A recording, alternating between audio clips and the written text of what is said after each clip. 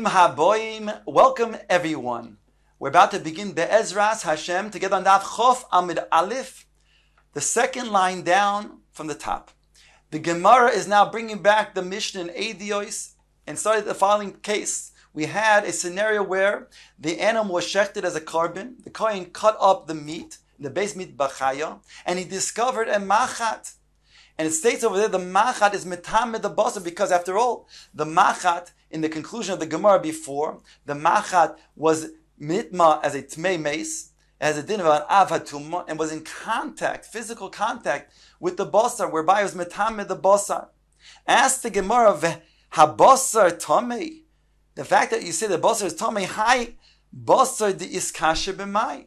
How did this basar become something that's susceptible to tumah? We know when it comes to a food item, in order for that food item to be kalbil tumah, to be susceptible to tumah, a mashke, like water, has to then fall on that object, on that oichel. So how did this basar have a hechshir tumah? Answers the Gemara, Inei madis kasher bedam. If you want to say, the Gemara continues to ask, that it was niskasher bedam, that's how it became susceptible to tumah. From the dam of the shchita, v'hom Rabbi Chia bar Abba, Rabbi Yochanan, minayin ledam kachim she'enoi machshir. From where do we know, he says, that the dam is not machshir? The basar, becoming mekabel tumah, shenemar, it says, lo seichlenu, al haaretz tishbechenu, kamayim. It compares the dam to mayim.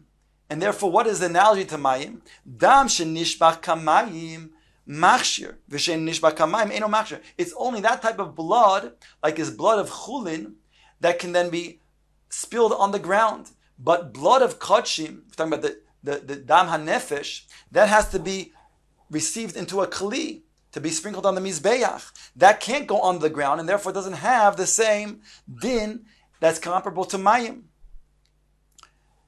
And therefore, dam shenishba kamayim machshir, v'she'enu nishba kamayim eno machshir. So therefore, the Gemara is still asking its question: how did this basar become susceptible to the tumah of the machat? Answers the Gemara: it came muchshar through the mashke, the water, the base mitbachaya. Ask the Gemara, if that's so, v'homar b'yosi b'chanino, mashki base mitbachaya loy dayin shein dochan, ela she'ein machshirin. He stated before that it's not enough that is not going to be itself tamei, but it also will be machshir tuma. So therefore that can't be a possibility either. Now truthfully, we said over there in the Gemara in the Maskana, that over there we said that that's only talking about really the dam, but the mayim would be machshir. Take a look at just the first few words of Tosfos on the top. Dibar maskal lo dayon shehein dochan ela shehein machshirin. It's not enough to say that they ourselves are tahor, but they are also not machshir. Says Tosfos lo boyin lishnui tirgama adam deleel. Tosfos points out that the Gemara over here does not go with the Gemara's maskana over there that says tirgama, we explain it to be the dam, and therefore mayim is still machshir. No, bein dam, bein mayim, according to this Gemara, is not machshir in the base mitbachaya.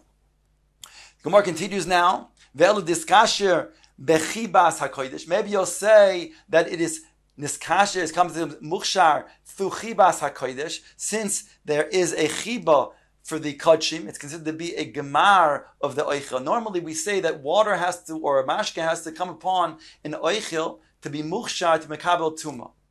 Why? Because we only want to say it's mekabel tumah when it's a finished product, when it's the finished oichel. But over here, when it comes to kachim, since there's chibas kodesh, it's going to be used for kachim, then it already has the designation as being a finished product, and therefore it doesn't need to have a mashke that falls upon it to be muchshar. Ask the Gemara, Eimer de mahanya leik chibas hakodesh lipsule gufe. When do we say that chibas hakodesh? That's when it comes posel itself. It's tamei itself, but it's not metame. Then we say lememna be rishim v'shin nami. You're going to say it also is metame. That we don't find.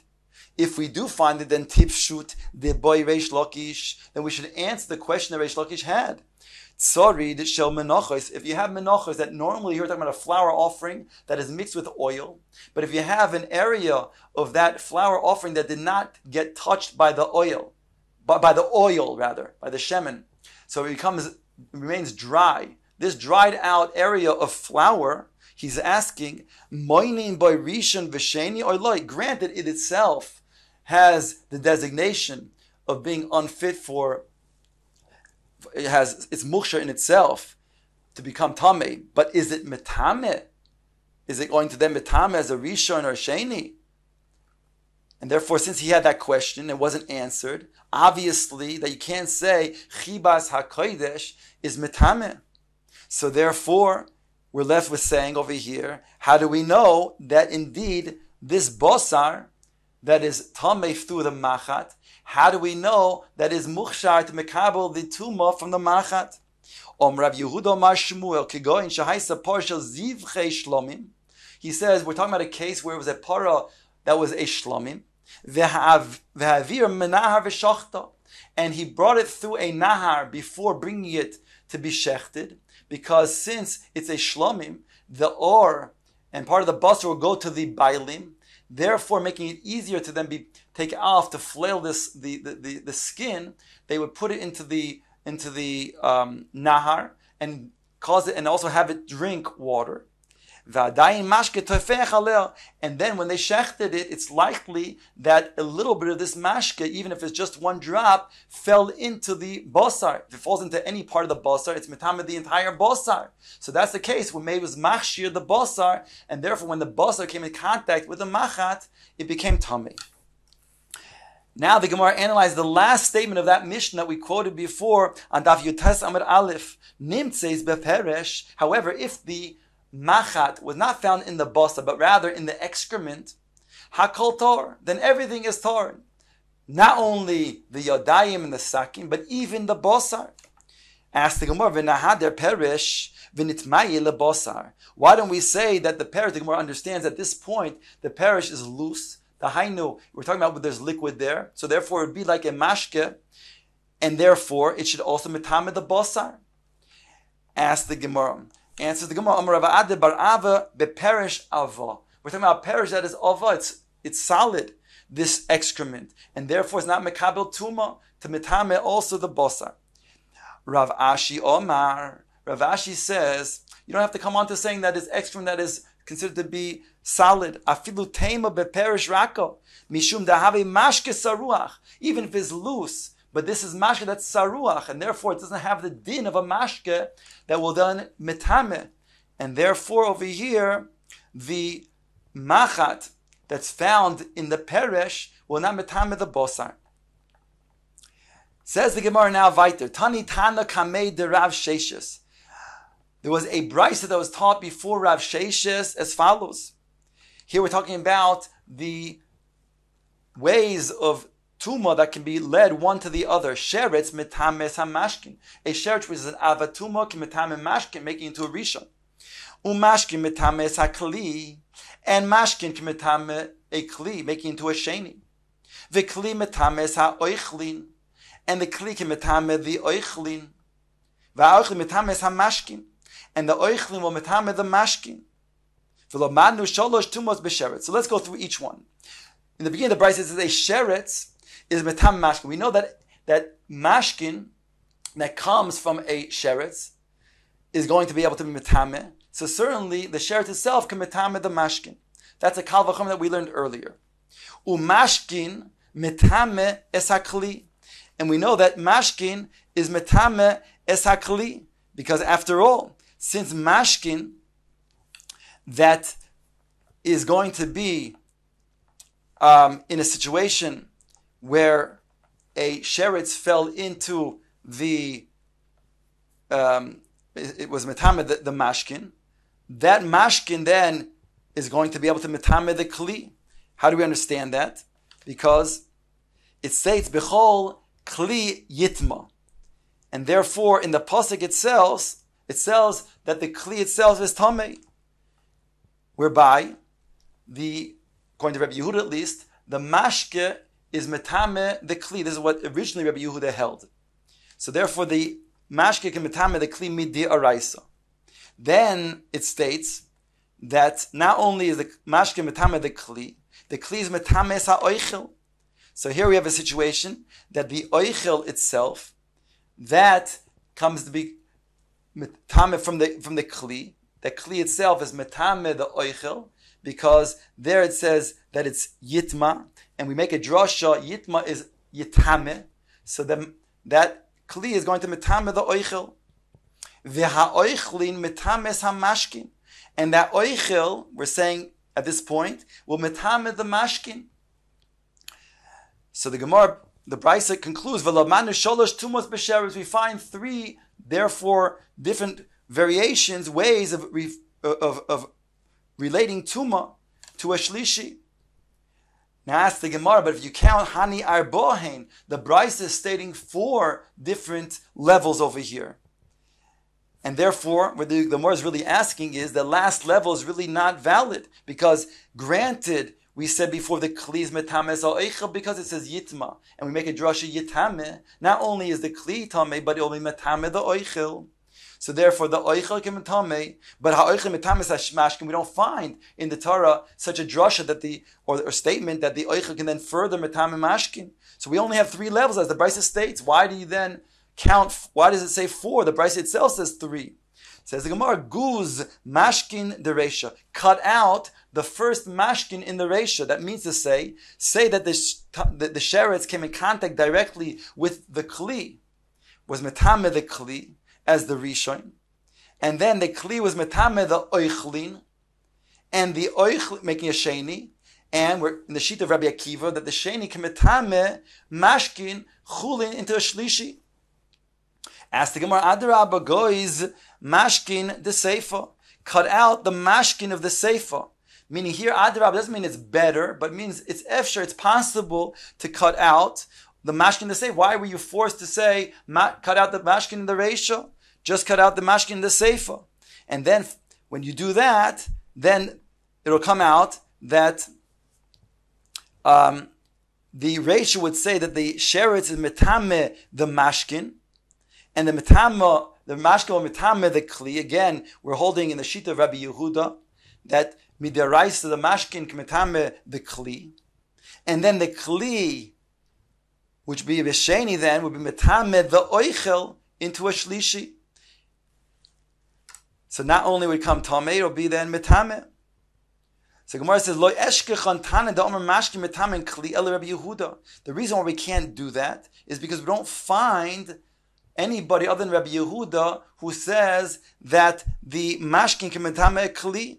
The Hodarbe and Rabbi Yehuda was chayzer boy. Therefore, the Gemara had to suggest that we're goyz the mashkin dereisha, and therefore we say that the Brisa is talking about a scenario where the sheretz came in contact directly with the kli came in contact with the oichel, and the oichel came in contact with the mashkin. The Gemara says, in conclusion, v'simonech nazaiso, and you have a good siman with the word nazaiso with beer. How is beer made? So beer is made where you first put the kli, then you put the malt of the barley, which is the oichel, and then you add the mashke, the water. So therefore, that's the order: kli, oichel, and mashkin.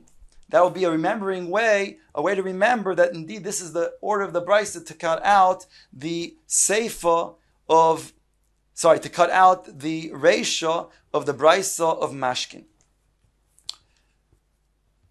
Says Gemara weiter, Tnan Hasom, it states there in the Mishnah in Kalim, Sheret Shenimtza Betanor, if you find Sheret Shenimtza Betanor, a dead sheretz in a tanor, we know that Torah says that when the sheretz is found in the airspace of a ceramic vessel, an earthenware vessel, in this case a tanor, it's metama hapasha b'soichoi shniya mipnei sha'tanor tchila. It's metame the tanor, making it into a rishon, whereby the pas that is inside of that tanor becomes a sheni. Ask the Gemara, Amalei Rav Ade bar Ava l'Rava v'nechzi lahai tanor keman demali tuma dami v'tave hai pas rishon. Let us look at the entire tanor as being an airspace filled with tuma from the sheretz, whereby whatever's in the inside of this tanor should be tamei as a rishon. In this case, the pas, which is sitting there in this earthenware oven, should become a rishon. Omar le, his response is loy salke daitoch. This shouldn't even come up in your mind. The Tanya, because it says in the following brayso, Yocholam, I think Yuhu kola kelim mitamin me'aver klicheres. All of the kelim would become tamei, that is in the airspace of this earthenware vessel. That's what I think, because there, after all, it's sitting there in this earthenware vessel that became tamei from the sheretz. On top of chof amid beis. Talmud loymar kol asher b'toicha yitma. It states not only to say all that was within it is tamei, which you might think is the kli, b'samich lei mikol ta'oichel, and it's soimech the pasuk afterwards that all that is oichel will be yitma. So therefore, it's coming to teach you that the oichel that is sitting in this earthenware vessel is going to be tamei. Oichel mitame me'aver klicheres. It's the oichel that becomes tamei in the earthenware vessel. Ve'en kol hakelim mitamin me'aver klicheres. And the kelim that is inside of this earthenware vessel, in this case the oven, they do not become tamei. And from here we learn out a klal gadol that when it comes to the being metame kelim, it's only an avad tuma that's metame kelim, metame odam. But a rishon does not metame kelim, and that's what we find over here. Because here we see that the keli that's inside the earthenware tanor, that itself does not become tamei. If it would, then it would be a rishon, and therefore can be metame also a kli, or metame other things. But we see over here that that's not the case. In other words, say a bit better, that the earthenware vessel, which is a rishon, does not metame the kli inside of it. So we see over here, from here, that the kli, a keli, never becomes tamei from a rishon, midi araisa. And therefore, that's the cloud that is learned out from here. And this is the principle that only that which is avatuma is metame, and odom is also metame keli.